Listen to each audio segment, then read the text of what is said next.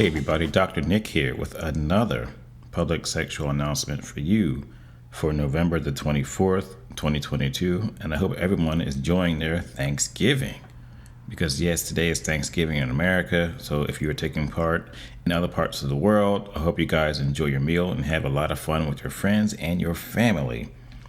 Which brings me to today's topic, because many of you may be home with family, or you may be on the road going to people's houses and things like that with you and your significant other. And there will be times when you two are horny. So in this quickie podcast right here, I just want to give you all just a few quick tips and suggestions on a few fun things you can do sexually and not wake up the entire house. So let's get started.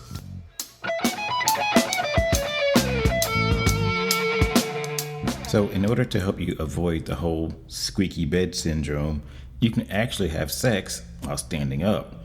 Now, there are a few things that go along with this, like it's better if you guys are close to being in the same height because things will line up easier. And it may not be like the most easiest position to do, but if you're in a pinch, it can be done. So to go along with the whole idea of having sex while standing up, actually, what she can do is bend over and grab her ankles, and fellas, you can enter her from behind. And this one works very well, but once again, it really helps out if you are both close to being in the same height and she is fairly flexible. But this one does work.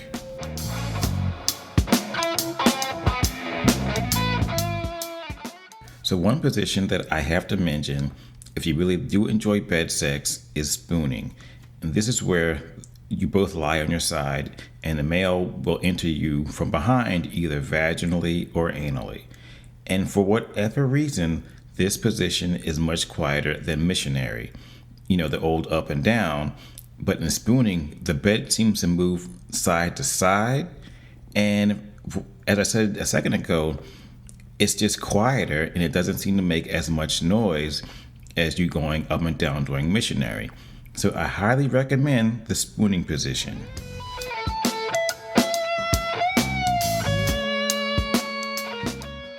Something else you can do for quiet fun and in the bed is 69ing. So of course, you're performing oral sex on each other at the same time. So yes, oral sex doesn't really involve too much movement, therefore the bed won't make as much noise. And a side note, I also have to recommend side 69ing. So instead of having your partner's weight on top of you, you kind of just like roll over to the side, and depending on what you're doing, you can almost rest your head on your partner's thigh and have at their genitals that way. It also does not put as much stress on your neck, so the only noise you may hear or you may make is your partner having orgasms.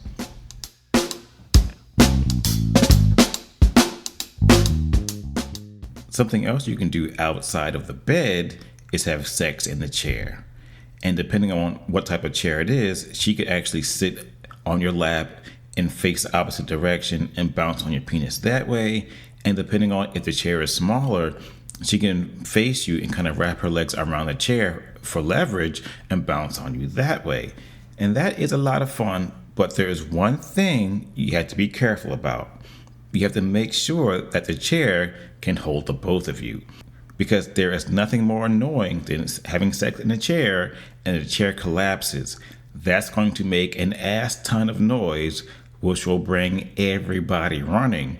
So what will happen is the chair will collapse, make all that noise. So then you have all your family members, including all the animals and the dogs and the squirrels and the shit, are looking at you guys ass out naked in the floor with a hard dick, wondering what you guys are doing, and then they're going to realize what you were doing. They're going to get embarrassed. You're already embarrassed and in pain.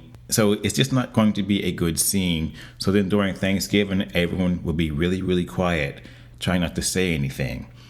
But I'm not saying that happened to me before. I'm just saying, just make sure that the chair can support both of your weight.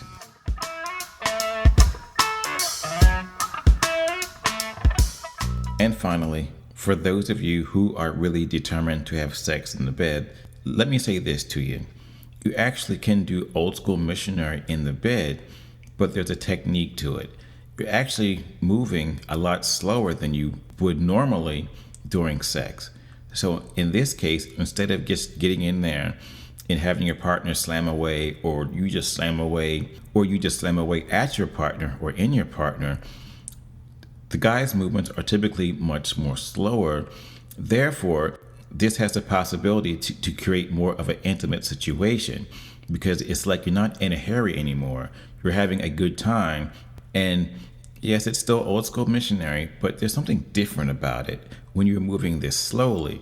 So if you think about just cutting your speed down to like 1/4 of what it would be, you may actually last longer, because that need and that urgency to have an orgasm isn't there. So just slow things down, and it may work out for your benefit, because you're actually not making that much noise, and it's a more intimate situation for the both of you.